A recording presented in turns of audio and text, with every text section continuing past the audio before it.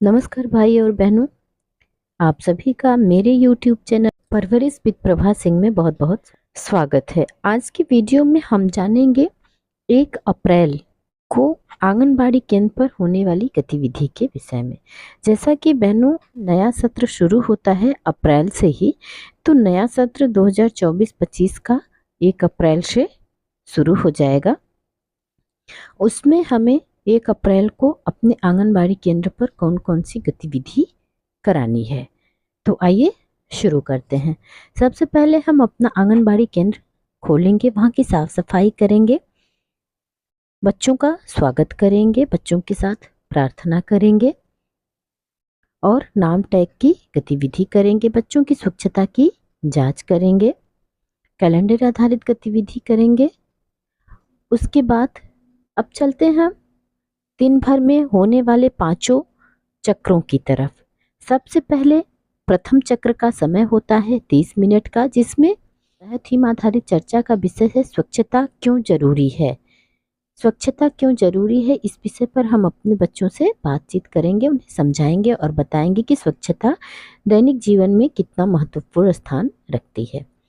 उसके बाद हम बच्चों को कविता सुनाएंगे चमचम चंदा की।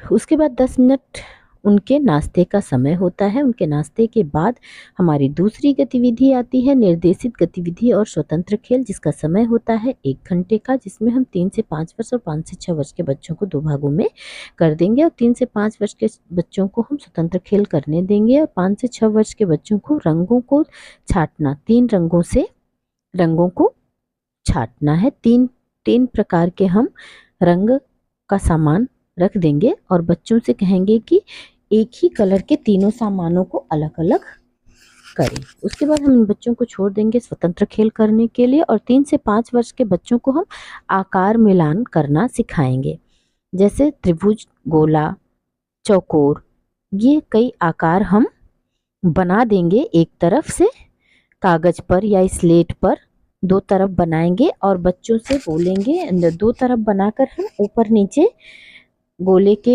सामने चौकोर और चौकोर के सामने गोला, त्रिकोण के सामने गोला, इस तरह से कर देंगे, जिससे कि बच्चों से कहेंगे कि करेंगे और बच्चों से कहेंगे कि वो आकार को सही आकार में मिलान करें। उसके बाद आता है हमारा तीसरा चक्र, जिसका नाम है अंदर व बाहर का खेल, और जिसमें बच्चों को गेंद का खेल कराना है और बच्चों गेंद को सर के ऊपर से पास करवाना है बच्चों से। उसके बाद आता है हमारा चौथा चक्र विद्यालय प्रस्तुति एवं रचनात्मक कार्य, जिसका समय होता है 30 मिनट का और हम इसमें 3 से 5 वर्ष के बच्चों को रचनात्मक और ओरिगामी करवाएंगे।